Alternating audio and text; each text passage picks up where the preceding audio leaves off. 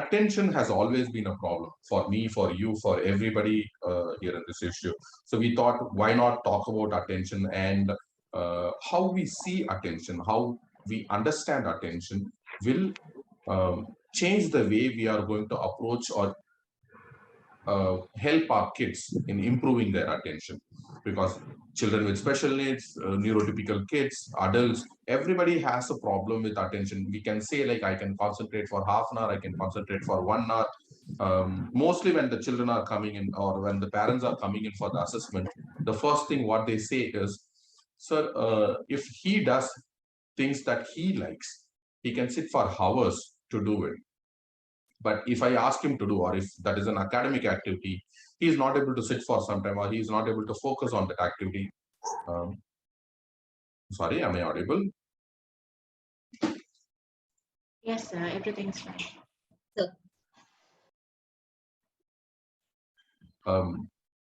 Sir. We always say that when he does his activity or her activity, her interested activity, they are good with it, like fully focused, completely focused. And then if we demand something, that is something to do with academics, or that is something to do with somebody else demanding that activity to be done, giving an instruction to be followed, that is when the issue comes. The children are not able to focus or not able to sit there for a long time and do the activity. So how does, if a child can have attention at one component, one activity, and then the child cannot have attention at another component? So in general, we as professionals, when we check for attention itself, the attention is meant for an external instruction or a learning activity or something that you have to do, not something that you like doing. Because whatever it is, if you are liking to do, and you will definitely be doing it, attention has to be somewhere where even I follow. If I don't like the activity, I have to make sure I finish that activity in a proper way.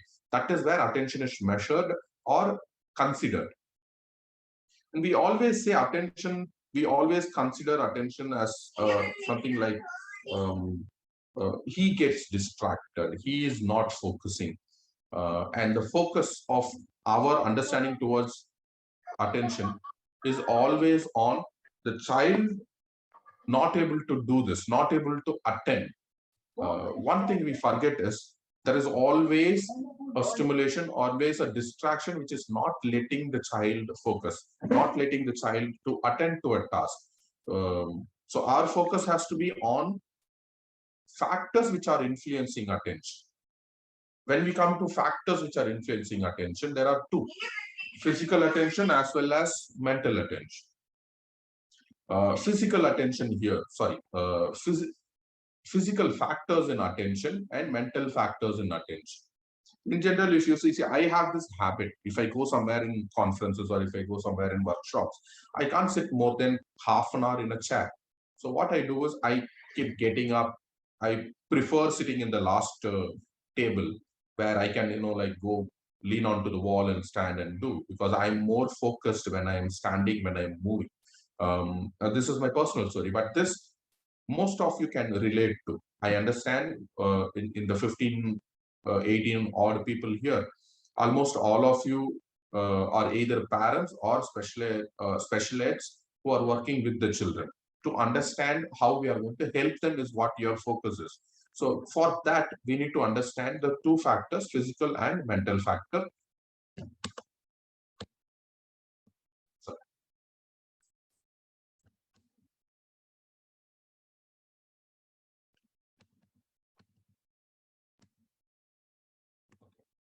Physical and mental factor, to be more precisely. To work on this physical and mental factors, understand, and then how I'm going to address the physical factor, how I'm going to address the mental factor. We have three mediums to be used. This is basically what every professional uses, but this is the core principles for occupational therapy as well. We use play, we use activities, and we use occupation. Play is fun, loving. There is a therapeutic goal, but we use that. The child doesn't know there is a goal. He thinks it's a play. And then there are activities. this is where it gets tricky. Some places where people call this like, oh yeah, you go do beats, you go do clips, you go jump on the trampoline, you go do bouncing on the ball, you do topu karnam, you do single leg standing, then OT is done. It is not like that. These are all activities used in occupational therapy. They are not occupational therapy. Through the activities, there is a therapeutic goal, therapeutic skill set we require. If we are doing clips, we are trying to strengthen the finger muscles. If we are doing pegboard, we are trying to improve visual perceptual skills, visual orientation, spatial orientation skill, motor coordination. And if you are trying to make the child jump, we are again giving proprioceptive feedback, vestibular feedback. So one particular area is where we are working. And occupation is you develop the skill through play, you achieve the therapeutic goals through activities, and then occupation is the exact problem a child will have or has. In this case, occupation for the child is attention. Improving attention is our goal. So ability to focus on an activity for a long time is what we are looking at. What you do, you give him an activity where he can attend for 30 seconds. Then you give an activity he can seriously attend for 1 minute, then 1 minute 30 seconds, 2 minutes, 2 minutes 30 seconds, 3 minutes, 5 minutes, 7 minutes, 10 minutes. Like that, that occupation based activity is improving, increasing in demand in the difficulty pattern wise. This story, I love it. I always say it in all the workshops. You can check it in YouTube and videos. I don't know how far it is true, because nowadays I question myself in a lot of things. When Albert Einstein was dead, his brain was cut into small pieces and sent to different laboratories to find out what made him so intellectual, so creative, so good in problem solving, because his problem solving is so fantastic that he kind of, I think he invented 360 something inventions. That is like, literally like he had somewhere around 2-3 months to invent one concept like that. That's too much. How could he create a problem? How could he solve a problem? Because when everybody else couldn't, they try to break the brain and then study the brain, and everything was normal except one part of his brain. That was corpus callosum. You see that white umbrella kind of a stuff, hut kind of a stuff in the middle of the brain? That's the corpus callosum. What is the function of the corpus callosum? Problem solving, reasoning. And the reasoning skill and problem solving skill, if that part is working good, in Einstein's brain, the corpus callosum was big, had lots of neuronal connections, lots of axonal connections, and had more cells in the corpus callosum. So he had lots of brain cells, neuronal connections to allot to do one activity, like 100 people to one activity, he would allot 500 people to one activity, like that. That means he can find out solutions a little faster, easier than anybody else. Now, coming back to our issues. If the problem solving skills, if the reasoning skills are better, that is what the problem with our kids. Their reasoning skills and problem solving skills are in question, or in not enough when it comes to academic activities or sitting down and doing an activity which is in demand. I wouldn't say their problem solving skills are bad in all the areas, because not all the areas are, our focus here. Our focus is basically when they are attending to a task, academic or instruction based. So if corpus callosum has to be improved, what do you do is, what do we know as professionals is, when there is a physical activity done, when there is a new learning happens, when there is new language learned, when they are they keep doing lots of coordination based activities, keep challenging them through lots of physical games and problem solving games, then your corpus callosum area is being lightened. There are lots of axonal connection, lots of firings. We call that bulb area rehabilitator. So that is happening inside the corpus callosum. That means we are working on the corpus callosum. So we found what is the problem which can help us in going for attention improvement. What can be done to improve that particular area of the brain? That is physical activity. How do we call this? Physical activity is basically on physical coordination and physical milestones, right? So when it comes to coordination is the ability to effortlessly move the body and all of its parts in harmony. That means we found that attacking physically means you can improve the attention on the mental aspect. We were also talking about factors influencing attention, right?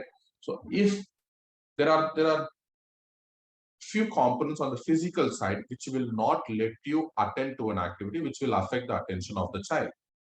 One is sensory seeking. If my body is in need of proprioceptive stimulation, if my body is in need of kinesthetic stimulation, if my body is in need of tactile stimulation and or auditory stimulation, what happens is my body is seeking for that stimulation. So when I am hungry, I cannot focus on do an activity. When my body is hungry for that particular sensory stimulation, my brain cannot focus.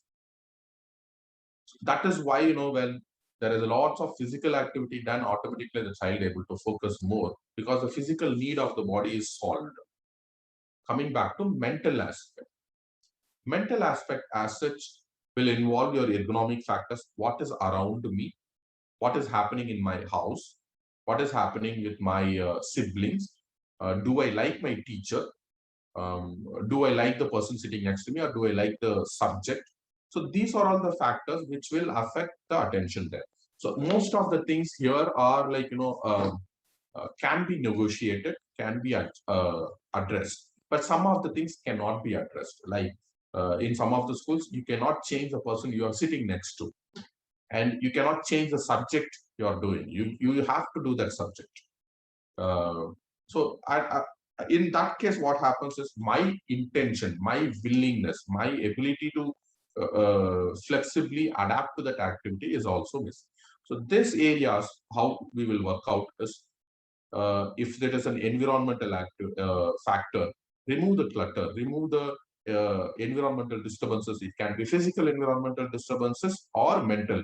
Mental in case, keep the house and school environment conducive. Make sure there is nothing harassing him. Nobody's bullying him. Nobody's saying, oh yeah, you can't focus, you can't sit, you're a dyslexic child or an LD child, or like no name callings. These things will help. This you see with the teachers. Some of the teachers, sometimes out of too much into the work, they would say, yeah, everybody does it, only you have a problem. I don't understand why you are doing this. For us, we know very well, yes, everybody does it and he cannot do it. That itself is the issue. That is why we are here. If they accept and understand it, it's very good. Some of the times it's our children's fault as well, where I don't like the teacher, I don't like the sound of the teacher, I don't like the face of the teacher, so I wouldn't focus more. And sometimes it's like I am more interested in the other activities happening, or I am more disturbed by some confusing or some sad action happened at home or outside, or I'm smelling something very nice from the canteen, so I am getting distracted. All these factors. So you have to work on physical components, you have to work on mental components. Remove all the clutters from that place and let him be an environment where the person's attention can be focused only on what we want. Removing the distractions will definitely help the child to improve more. At the same time, talk to them, positively encourage them. That will again improve the attention, because most of the time it's the willingness, it's the attitude of the child or the person who is working with the child matters there.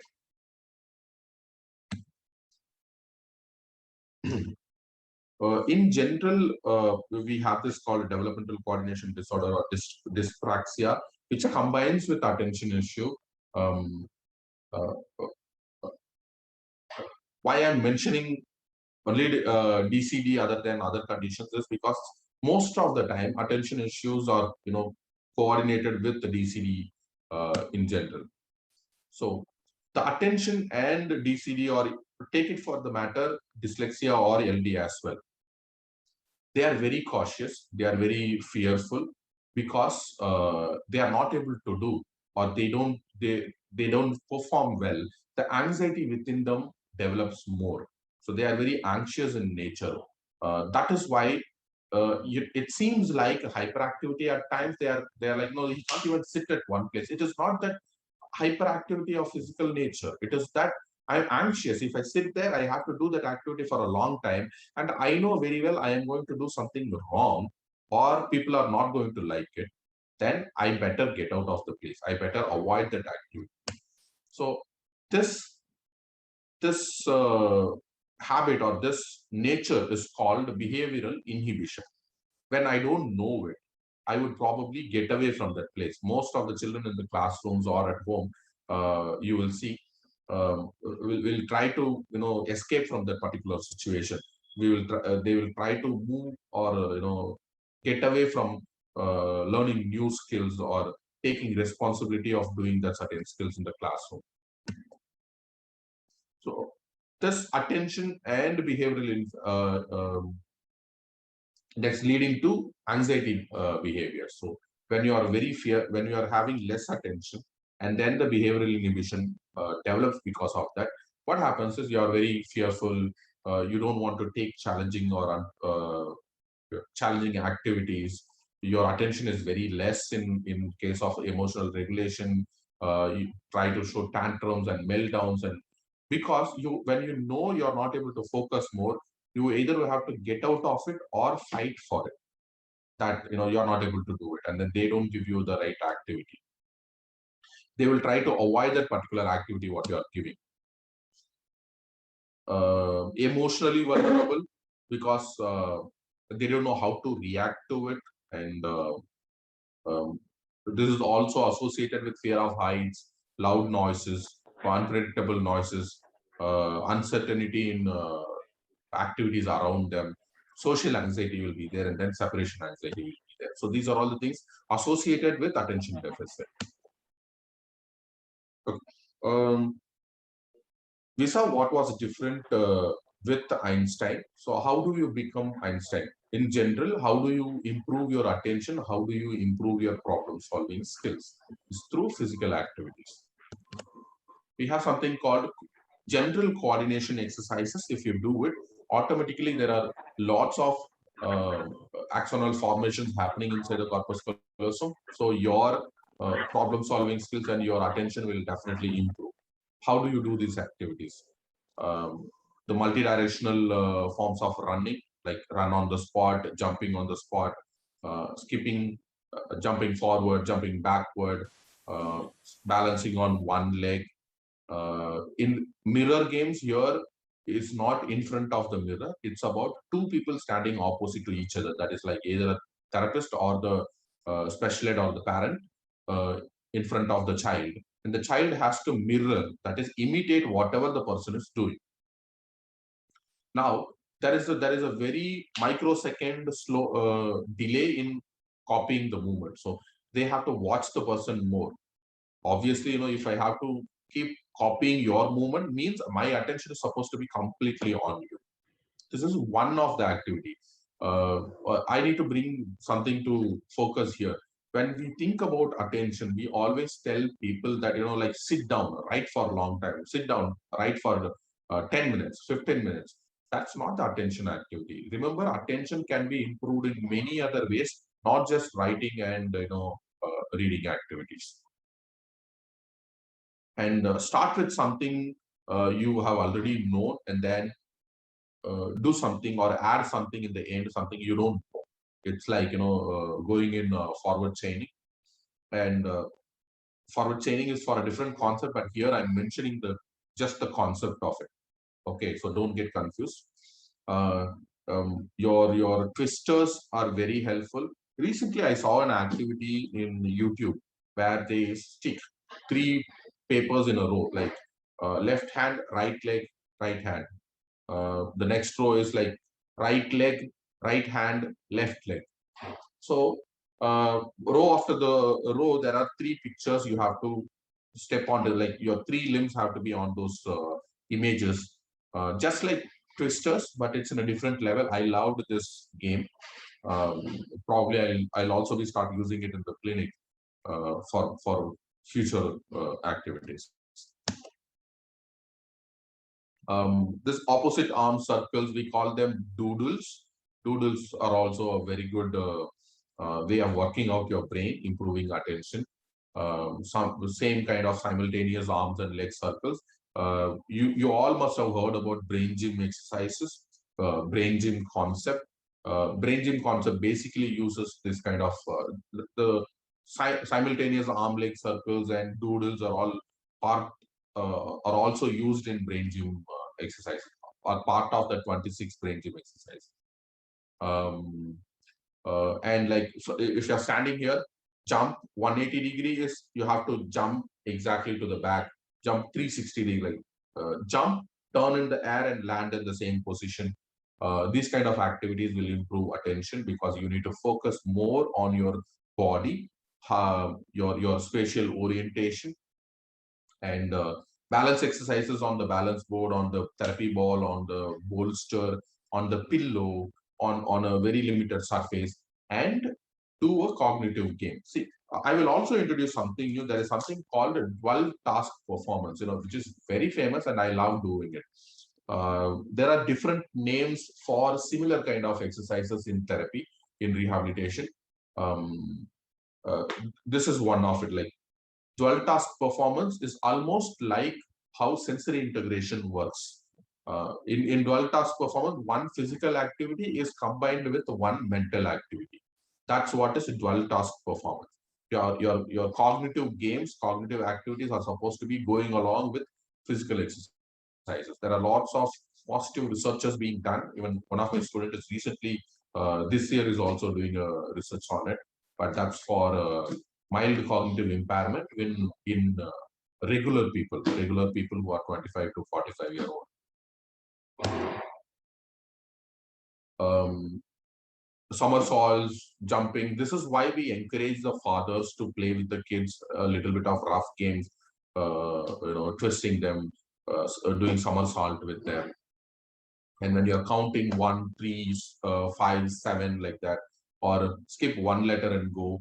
And recently in a TV ad or something, a teacher asked the student, gives A to Z, and then asks the student to read and come. The student thinks what kind of a dumb teacher he is, because he is giving me ABC, 26 letters, and then asking me to read it. I wouldn't be here sitting in my +2 if I don't know ABC, right? So when he comes, he asks, what is the first letter what I gave you? A. What is the last letter, 26th letter I gave you? Z. What is the 17th letter I gave you? So that is when uh, the girl or the person realizes it is not about knowing ABC, it is about knowing everything in a little clear way. So how, uh, then he says a sentence, what you read is not important, how you read is important. So this, we also need to understand what children are, what are we giving them or what are we making them do is not important. How we are making them, how we are making them learn is important. That's when you will be able to improve the attention much better.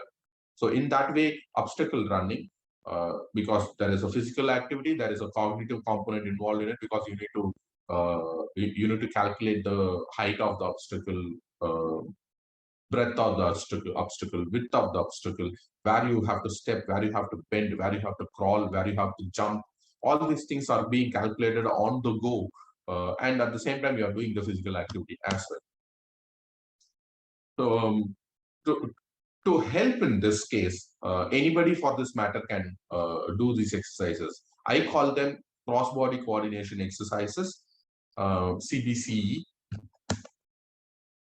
Generally, what the CBCE means, there are exercises which are happening in 3 planes: forward, backward, left and right, up and down. So horizontal, sagittal, and all that. So this component is where your body is crossing the midlines in all three planes, but at the same time, your brain is being focused on doing those activities. We will come back to that. Can attention be built in the teenage child? Um, in general, warm up, general stretchings, uh, counting the numbers physically, general stretchings, jumping on the spot, and all that. For the mental warm up, you have to count down numbers, recall the names, singing songs, so that your ability to say things and your ability to recall things are in good shape.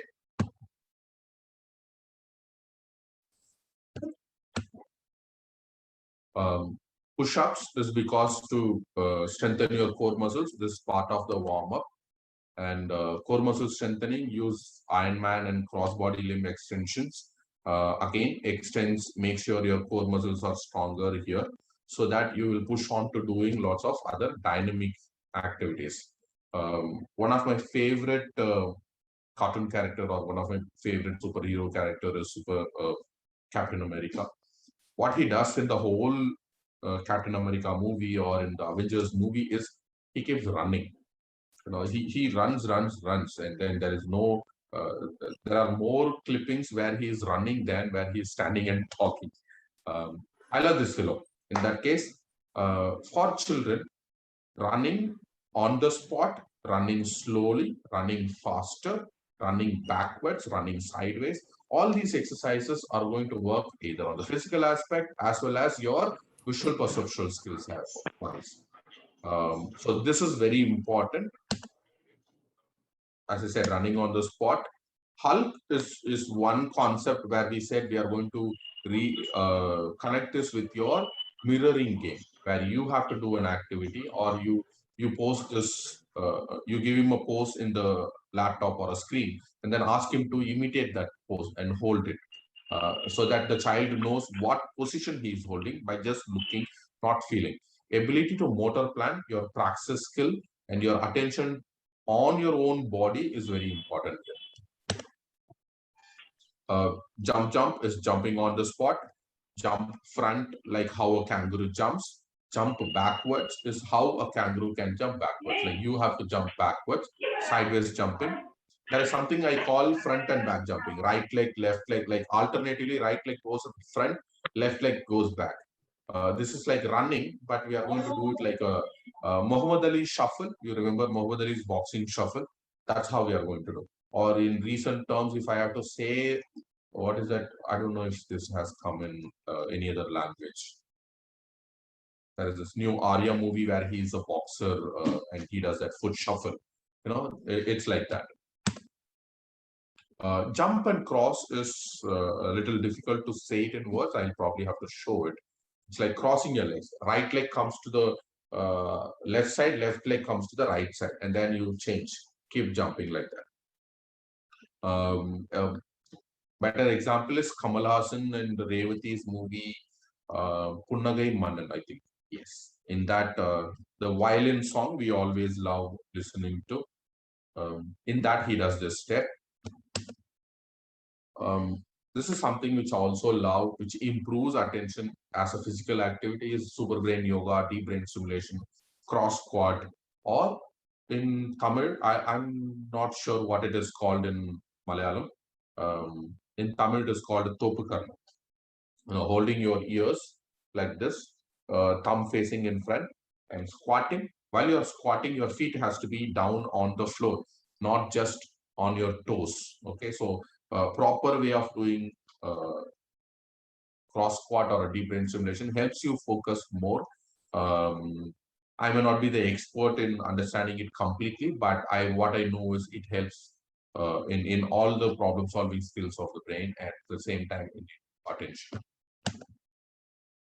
Use a lot of animal walks because this involves a lot of coordination, bilateral coordination exercises, maintaining the body posture, imitating the body posture. So you can use kangaroo, you can use frog, rabbit hopping, commando crawling, crocodile walk. Okay. I think I missed on some.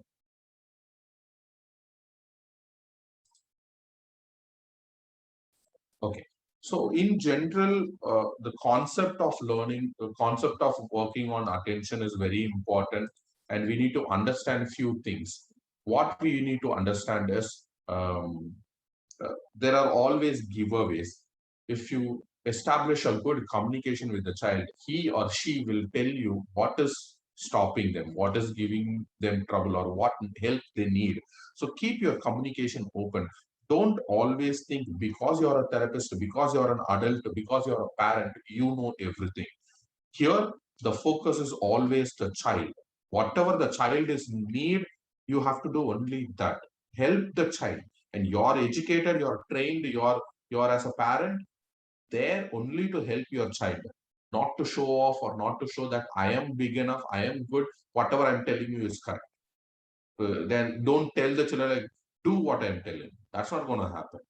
You tell him the way the child can listen. You tell him what the child can do. You tell him how the child can improve himself. So if you get that connection, communication better, get connected with the child, automatically the child will better perform. You good example is some of the kids who are named brats and like not doing anything will do a fantastically in one particular subject. That is not because the subject. That is because that particular teacher way of handling the child might be different. Or you will also have the other way of it. He will be doing fantastic in all the other subjects. One subject he will not do well. That is because that particular teacher might not get connected with him in a better way. So this is not just the teacher. This is the example I'm giving you. This can happen to anybody, anywhere. At the family, he will do well with everybody, not just only with the dad he will have problem, or only with the mom he will have problem, or the whole family will have trouble. Only the mom can get the job done from him, or the dad can get job done from him. So remember these things.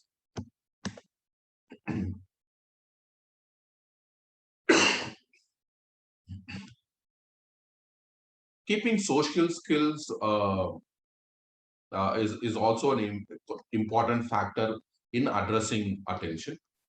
Give a lot of social skill training, use social stories, ask him to repeat the social skill stories.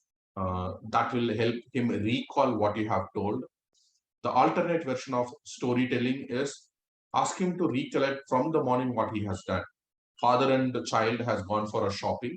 So ask him to explain how did he go, what sort of cars he saw, bikes he saw, people he met, and in the supermarket or in the shop, who was in the billing counter? Did someone help him?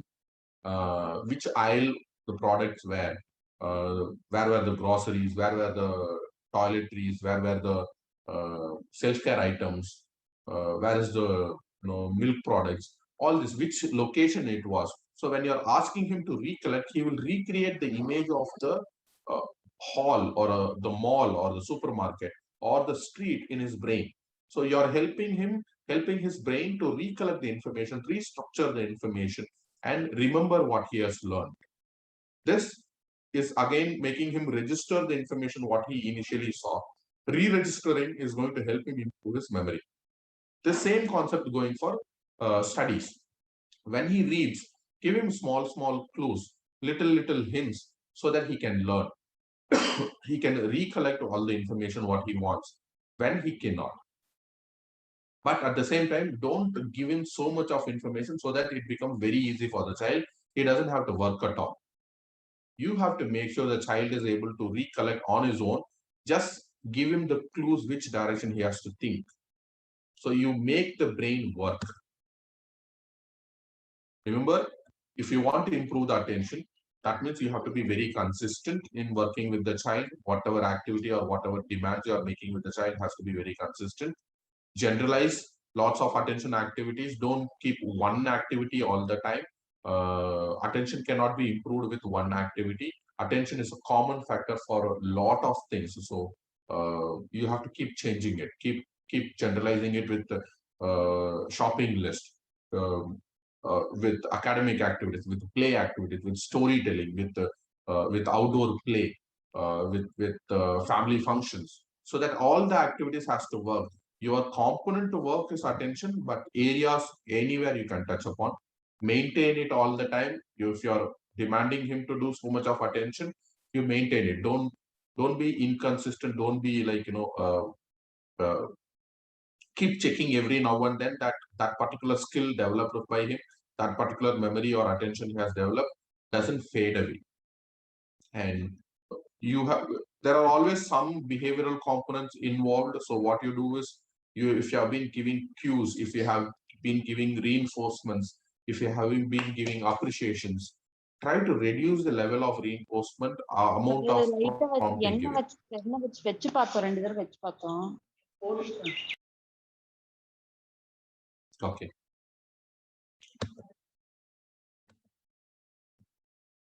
Okay, and this is almost the end of my presentation. So recognize his difficulties or her difficulties and deal with them. Set small targets, be consistent in working, and always remember, child is a child, and always try to have fun with the child. Being strict, being very strict taskmaster is not going to help us. If you develop that bond with the child, that you and me are in the same level, and we can get the class work easily. As therapists and special educators, for the children who are going to school, the goal is always school-centered, classroom-centered. So that is how we have to work. And when in need of help, when we need somebody else coming in between and giving us the hint, remember to ask for other person's help. That can be a same field, like another special educator or another teacher, another PD teacher, another therapist. Anybody can be. But if you need any help, don't feel shy, take that help. I think this is where I wanted to finish, and then we will go on to answering the questions.